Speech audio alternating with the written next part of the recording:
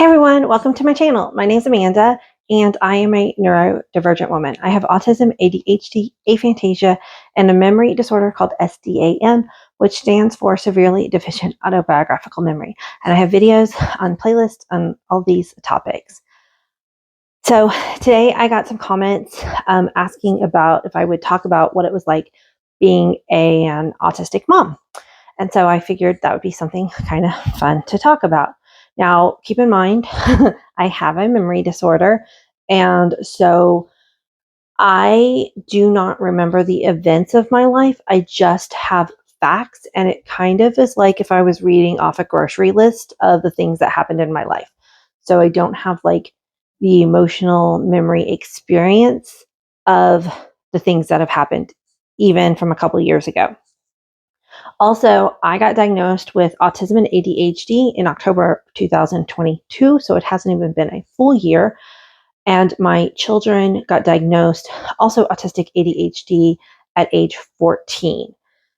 So I am learning out loud, and that is part of what this vlog is about, is learning about autism and unmasking and reflecting back on like what my looking back and going, oh my gosh, yes, I was autistic. How did nobody ever see it? Because once you understand a little bit more about what autism actually looks like in a lot of high masking women and AFAD, then it's like easy, like how you can't talk. It's like, how did you miss it? But anyway, so most of my motherhood has been being undiagnosed, raising undiagnosed children, twins at that. And I want to say that parenting is hard, no matter your neurotype. And nobody's arguing that. It is hard. And being an undiagnosed autistic ADHD, raising undiagnosed autistic ADHD kids is incredibly difficult, but also extremely rewarding. And I wouldn't change it for anything. That being said, I also believe that every person should have autonomy over whether or not they want to have children, and societal's pressure for people to procreate is absolutely ridiculous at this point in our history. That being said, I'm glad I had children. I wanted children. My internal clock switched on, and I really, really wanted to have kids. So we were actively trying, and when I got pregnant, I slept almost through my entire first trimester. And my mom was really concerned, but she didn't want to scare me. But she was like, this is not a normal amount of time for a person to sleep. And then we found out I was having twins at 12 and a half weeks. And so we just put it off to that. But it didn't quite make 100% sure. Sense, because I know a lot of moms who carried twins who also worked and carried on with their life. But for me, it knocked me down and I slept and ate. And that was about it. Like it was a very, very miserable 12 and a half weeks. And then, or whatever the first trimester is. Then, oh, hold on, let's see. And a lot of that is because of autism. When you get pregnant, your body's changing. Everything sensory is different. You don't move the same. Your joints are changing. Your hormones are changing. Y'all know this. I don't need to explain it. But if you don't even know you're autistic, it's like extra sensory. Like, so if you're neurotypical, all the sensory stuff is like hard. For an autistic person who struggles with sensory processing disorder, being pregnant is intense. Fast forward, have twins, and some of the things that I can see how my autism affected my early parenting was literal black and white thinking. Because of that, when I would read parenting advice, I would follow it to the letter. It was always black and white. And my mask, my autistic mask, was one of being perfect. Like, I always had to be perfect. I had to do everything perfect. There was no, halfway of anything. It was all or nothing. So for instance, when I decided to breastfeed, I breastfed for 14 months. Like, I was going to do it, and I did it. It was not easy. And that's another sensory thing that a lot of autistic people talk about, that breastfeeding. It's, again, it's not easy in the beginning for neurotypical people either, but the sensory add-ons, and when you consider that a lot of autistic people don't like to be touched, then that can add on, even more. I personally did really, really enjoy breastfeeding once I got past the first couple of months of like extreme difficulty trying to nurse preemies. But then I felt guilty for not doing cloth diapering because um, I wanted to, again, be like a very crunchy mama. And my kids were born in 2007. I don't know if cloth diapers are still popular right now, but in 2007, where I was living in Texas, a lot of my friends were actually using cloth diapers. And I wanted to, but I just knew that was just one thing too much. If I didn't have such rigid thinking, I probably could have been like, hey, you can use both. You can use cloth diapers sometimes, and then other times use disposable. It doesn't have to be all or nothing. But I always like took everything as literal and all or nothing. Um, and when my kids started taking solid foods, I decided I was going to make homemade baby food. My kids never had charred baby food. They've never eaten it because, again, all or nothing. When I decided I was going to make homemade baby food, that was it. Even when we traveled, I managed to do it. It was very structured. Like, I just had to. Um, Another thing that's very hard for a lot of autistic people is having changes of routines. And when you've got babies, every couple weeks at first, and then every couple months, you're going to have a big routine change in your life. Nap times change, feeding times change, and then you're going from different stages, from laying there to scooting, crawling, walking, like every single one of these is going to be a huge change in your routine. And again, if you don't know you're autistic and you're getting upset with these routine changes and you don't understand why, and then your kids are also autistic and upset about routine changes and you don't know why, it's really difficult. This is why early diagnosis is so important, because with these knowledge about it, and if you are autistic and you're considering having kids, um, if you go in knowing what to look for and how to prepare, and maybe making sure you are set up with extra support systems. Thankfully, my mom was available to help us when the kids were really young, and my husband was like 100% parenting too. He did just as much parenting as I did. So that worked out great because I needed an equal partner in parenting. Like, I could not have done it by myself. I would have hit burnout so much earlier. Um, so another huge autistic parenting thing that kind of worked out for us and my family was that we decided to homeschool. And we kind of fell into homeschooling. It wasn't something that I started out thinking I was going to do. I actually know that when my kids were around 3, I would sometimes think ahead, like, oh, I cannot wait till they go to school so that I can have a break, because I was in sensory overload but didn't understand that. And I needed somebody else to watch my kids for several hours a day. Like, that was just like, I need to get to that point. That was like a goalpost that I was trying to get to, because I was at the age of 3 feeling so overwhelmed. And then when they were about 4, um, they were hyperlexic, which is a common autistic trait. They were asking to learn to read. And also, because of me being autistic, this is something I just realized right now. I never really engaged in pretend play as a child. I played differently than a lot of children. And as a parent, I also don't, I never know how to like really do pretend play with my kids when they were little. I would try, but it always felt weird and fake and just not comfortable. And so the way that I like to engage with my kids, even from toddler, was by learning. Like we talked about the colors of the blocks and the stacking, and like it was not as much imaginative play as it was more of a structured learning type play. And we still had fun. It was our way of playing. They were autistic, I was autistic. It worked, but it um,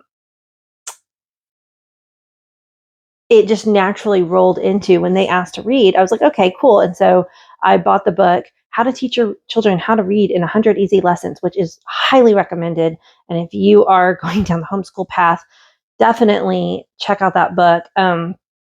And so I started teaching them to read, and they knew, how to count to 100. They knew simple addition and subtraction. And when I looked up what the kindergarten requirements were, they had basically already passed all the kindergarten requirements before it was time to enroll them in kindergarten. And I was worried they were going to be bored in kindergarten.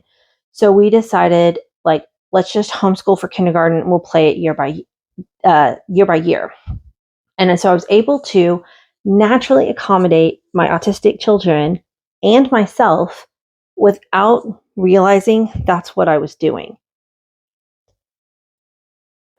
I know not everybody can homeschool, not everybody should or wants to. I'm just telling you, this is what worked for our family, and it worked out great. Part of the other reason why it worked out great is that all three of us have the PDA profile of autism, pathological demand avoidance. And one of the things that worked out great for us for homeschooling is being able to create our own schedule. I wasn't relying on a school system to tell me when I had to wake up and take my kids to school and have holidays and all of that. If we wanted to do school on the weekend, we did school on the weekend. If we wanted to sleep until 9, we slept until 9. We just got to create our own schedule, and it worked out amazing for us. And this is one reason why I think they were delayed in getting a diagnosis, because when high masking children are not under stress, they're not doing the typical autistic behaviors that you see. Now, when they started to getting older and I put them in Girl Scouts and they started to be under somebody else's care that wasn't necessarily accommodating them the way that I was, then they started to get anxiety and all these other symptoms of autism. And when they were 7, I asked their therapist at the time, because at this point they were starting to show a lot of anxiety. And I asked them, is it possible? And there were some other signs that made me go, but I didn't know a ton about autism, just a little bit back then. And I asked their therapist, we put them in therapy because of the intense anxiety. And I asked them, is it possible that they're autistic? And she said no. So I dismissed it. I didn't follow up on it, not realizing that there's so many therapists out there that are not educated on what autism looks like, again, in girls and AFAB. And I also, when I include AFAB, I have identical twins, but one is transgender. So I have girl boy twins now. So yes, around 7, I suspected autism, but then I quickly put it out of my mind, didn't think about it again for a long time. And then they kept having the anxiety, and we kept working different things, and I don't know, like it would get better, then it would get worse. And then COVID happened. So that was difficult for everybody. But then what actually pushed us all to get a diagnosis is I was actually starting to reach a burnout for myself. At this point, my perfectionism of motherhood and perfectionism of every aspect of my entire life, which was my own autistic mask, was starting to crumble. I was having needs, like my mom was needing extra support, and I could not provide it because I felt like my whole world was just cracking. And I was headed straight to an autistic burnout, again, not knowing it. And homeschooling was becoming a little bit more difficult. And this is like by seventh, eighth grade for my kids. We still really, really enjoyed it. I wish I could still be homeschooling, but that's a whole other story. What we're doing right now is online school, and it's actually working really well for us. But we started talking about going to the public high school. And that's when their autistic mask started to break down completely, because the idea of going to the public school was too much, because their sensory processing disorder at this point, they had already been wearing headphones now for several years because everything was too loud and too bright, which, again, a huge indicator of autism, but the therapist that I talked to didn't know. And so we didn't get the diagnosis. And so the school tried to work with them accommodation wise before we even had an IEP, but it was just too much. They were in school for about a month, and we decided to pull them because they were in 100% autistic burnout. And I, at that point, had already started researching autism, and we got the diagnosis from a psychologist, a neuropsychologist. And then with all of that research, that's when I started researching it and realized I was autistic. And so I got my diagnosis a month later. And so now I have 15-year-old twins. And so I'm still parenting. I think another thing to think about, especially if you have autistic children, our timelines are different. I, followed the whole course of schooling normally. My college degree took a little bit longer to get to, but I think my children are probably going to be at home longer. They are not ready to drive yet. I did drive at 16, but they are not ready to drive yet. So they're going to be older when they get their license. And that's okay. Like, an autistic person's timeline, I think a lot of times is just slower paced than a neurotypical person. We have to have more time in our day to recover from our sensory overload. That recovery time is part of keeping us mentally healthy and balanced. So, at this point, we don't know if they're college bound. They're definitely smart enough. It's just, that's a whole separate conversation with, is college even worth it these days? So it has nothing to do with their autism. It's just the conversation about college and cost of college. But we are probably going to look at doing a community college. They'll probably be living at home with us for longer, and that's all okay. But it is, I think, part of being, an autistic mom raising autistic children. It's just going to be, it's a different experience. And there is a strong genetic component. So if you are autistic, there is going to be a high likelihood that your children might be autistic too. So to wrap this up, I'm trying to think if I'm trying to give myself the pause. Like, did I forget anything important? I am sure I forgot so many important things. So please write down any questions that you have down below. I will definitely try to do my best to answer them. If there's enough interest, I can always do a follow-up video. I think if you, and my experience too, I want to kind of reiterate that I was very lucky, again, having a super supportive husband. I was able to be a stay-at-home mom if I had had to work and parent at the same time, I probably would have reached burnout much, much, much, much sooner. So I think these are things to consider if you are thinking about having children. And I don't want to dissuade anybody who wants to have children um, by any means. I like so happy to be a mom to these amazing kids. Like, I don't know, maybe one day they'll want to be on the vlog, maybe not. I don't know. But my children, I know I'm biased, but they're awesome. But anyway, I just think it's an important conversation to have because there's parenting books out there on how to be a neurotypical mom, but it is a different experience if you're a autistic ADHD mom. You know, the executive functioning, keeping the schedules, making the doctor's appointments, making all the appointments, calling, because calling is hard. I had to get over that because, you know, an adult, you can ignore your teeth for your medical, you know, these things. It's not good. You shouldn't, but it's your body. But when you're all of a sudden now responsible for other humans, then you have to get over yourself and you have to make those calls to the pediatrician and you have to do these things. And they pushed me out of my comfort zone over and over and over as a mom. Like my personal growth struck new highs all the time because I had to show up for my kids. So there is definitely, you know, brilliant aspects to being an autistic mom. And there's definitely hard aspects being an autistic ADHD mom.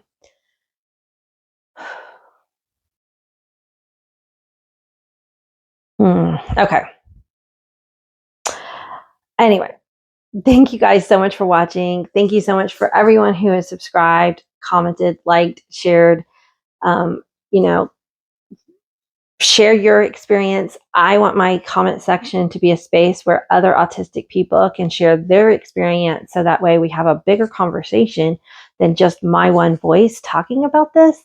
I'm kind of giving the start of the conversation and then let's use the comment section to kind of like keep the conversation going. If you are a dad that's autistic, you know, lend your male perspective to the conversation. I really appreciate it. And until the next video, guys, bye.